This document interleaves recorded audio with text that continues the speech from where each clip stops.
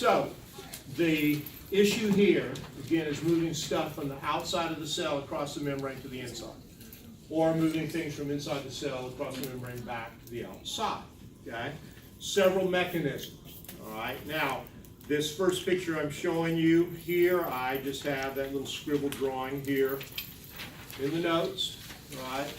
So the first part of this, as we look at it, I'm going to be talking up here about the general kind of environment around the cell membrane, on both the inside and outside, with the emphasis on sodium and potassium as our ions. All right, then we're going to talk about passive transport, which is diffusion, where stuff moves from high concentration to low concentration. So we'll talk about simple diffusion, where it goes through the plane of the membrane. We will talk about facilitated, where we have protein channels or carriers that are going to do that. Then we're going to talk about osmosis, which is the movement of the water across the membrane. And then after we talk about that, then we're going to talk about what we call active transport. We're actually going to be move substances against their gradient, so from low concentration to high. And we'll talk specifically about the sodium-potassium pump as the example, but you will see that here in my initial little descriptions.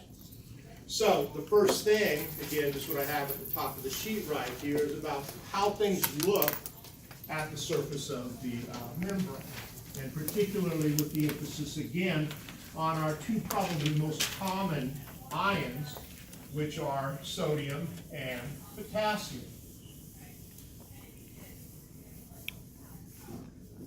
All right, so this represents here the cell membrane. Here's the outside over here on that side right there. Here's the cytoplasm down here on this side. So again, phospholipid bilayer is going to have, again, proteins in it. They're not showing right here, but it's going to have proteins. Now we have a specific relationship between sodium outside the cell and inside the cell. We have a specific relationship between potassium in the cell and outside the cell. And for all cells, sodium ions are always higher outside the cell than they are inside the cell. And we illustrate that by drawing a big sodium out here, and then we draw on the inside right here a small sodium to represent higher concentration here, lower concentration here. Remember, it's positive because it has one more proton than the electron. Okay? Now, sodium is got what we call a concentration gradient, high outside the cell, low inside. And it does turn out that there are proteins, channels, that will allow sodium to move from the outside of the cell to the inside along its concentration gradient. Okay? Because again, there's a little channel for it to move through the membrane. And things will always move from high concentration to low if there's a way to do that. Now, potassium is opposite. So with potassium, we've got high potassium inside the cell, but we've got low potassium outside. And so we have a concentration gradient as well, but now it's from in to out. We have, again, another channel right here that will allow the potassium to move out of the cell along its concentration gradient. Okay?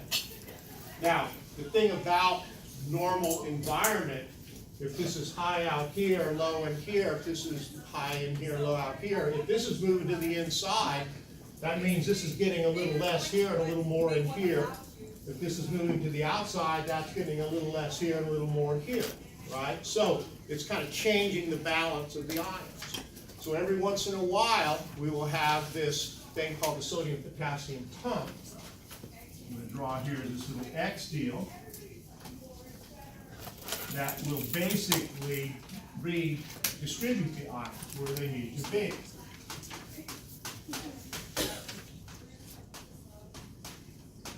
Okay? And this sodium-potassium pump is not going to move things along the gradient from high to low, but rather it's going to move stuff from low concentration to high concentration. And so this is an example of what we'll call active transport. And it's going to require energy. And the energy it's going to be utilizing, cell energy-wise, is ATP. Okay? This over here, on the other hand, is passive, because we're just moving from high concentration to low. No ATP involved here. The deal is if this starts to move in here, you get a little less here, a little more there.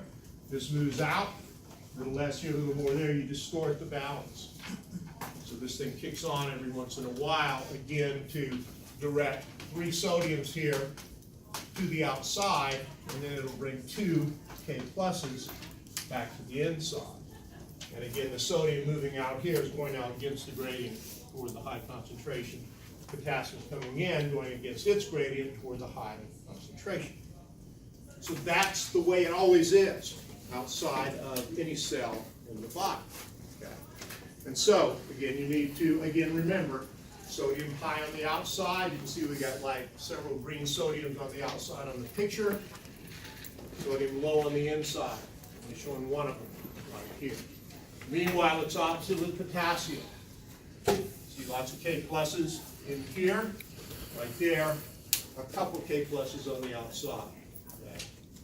And then we have other ions as well. You can see there is chloride. Wherever sodium goes, chloride basically follows it if it can, because it's attracted right to that positive charge. You can also see on the inside of the cell we got some big stuff in here that basically can't move. Can't move. So some proteins, phosphates, and so on. All right, and so anyway, this is the basic environment on either side of the membrane surface, basically on any cell. And again, all cells have this sodium-potassium pump.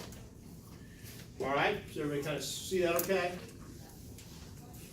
All right, here's just illustrating, again, the idea of the 3 proteins. So again, there's just a protein that allows sodium to move in along its gradient. Protein that lets potassium move out along its gradient. And again, as you reduce the sodium here but increase it here, reduce potassium here but increase it out there, that distorts the ion balance. So every once in a while, sodium-potassium pump kicks on.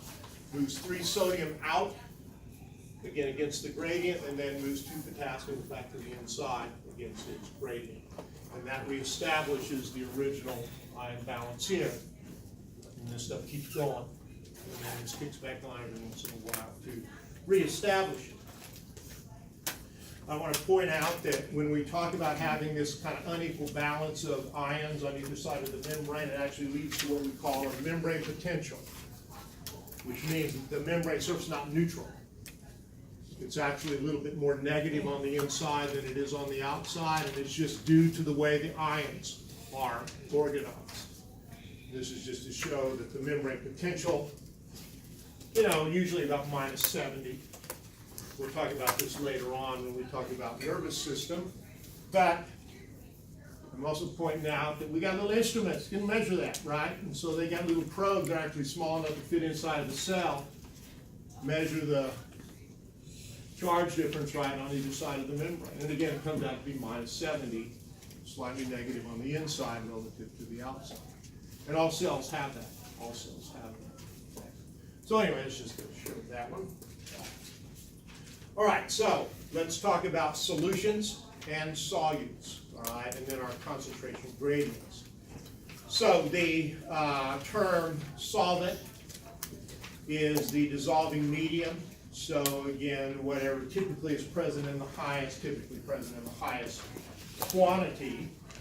But dissolving medium means water, right? It means water, okay?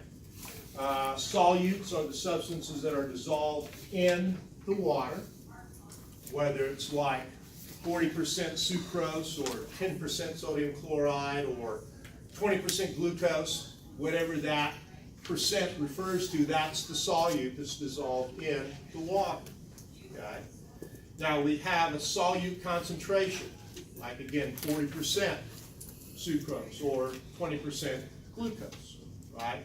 And again, just reflects the amount of the solute in the total quantity of the solution.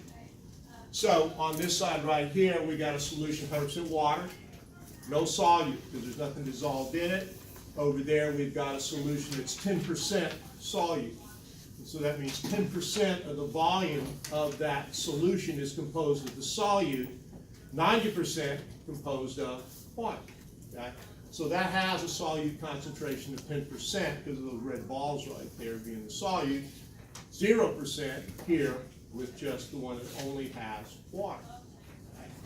Now, the thing about the solutes in turn is that some of them are what we call penetrating, and that means that they can actually move through the membrane from one side of the membrane to the other, whereas other solutes are non-penetrating, and that means that even though you've got a difference in concentration, they can't physically make their way through the membrane. So, for instance, sodium and potassium are penetrating. As I'm showing, they're coming through the membrane here and they're going back out that direction right there. Chloride follows the sodium wherever it goes. Oxygen and carbon dioxide, those are penetrating. We'll talk about that with the respiratory system. You'll see it also with our simple diffusion. They just kind of pass through the membrane from high concentration to low. Also glucose, penetrating type of solute. That means that there's a mechanism to move it from one side of the membrane to the other.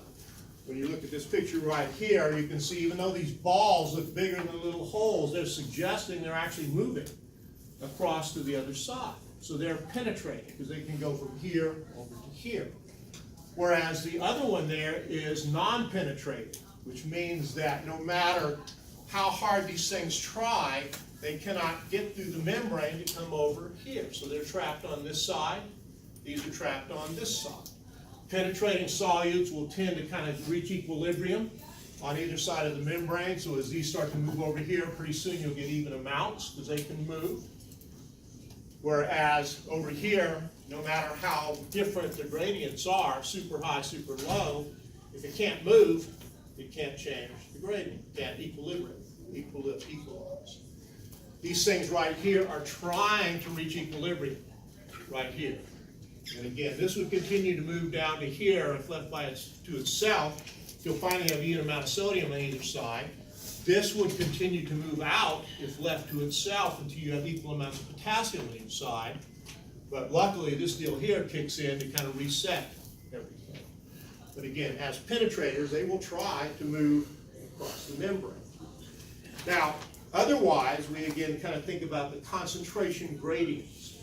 And so that's just a reflection of, again, having more on this side than we have over here, more on this side than we have over here. And again, when things have a concentration gradient, if they can move from high to low, they will. They just will, if they're penetrating. But if you have a concentration gradient, but they can't move, then of course that's a fixed gradient. It doesn't change at all. And the idea of the gradient for us is that we are looking at a chemical concentration. So suggesting like maybe for the sodium or the potassium, high on the outside or on this side, low right here. And again, that channel allows it to just move through. And it will continue to move along the gradient until they equilibrate, or unless something else interferes with it. All right, so that's the sort of general overview of the, the solution.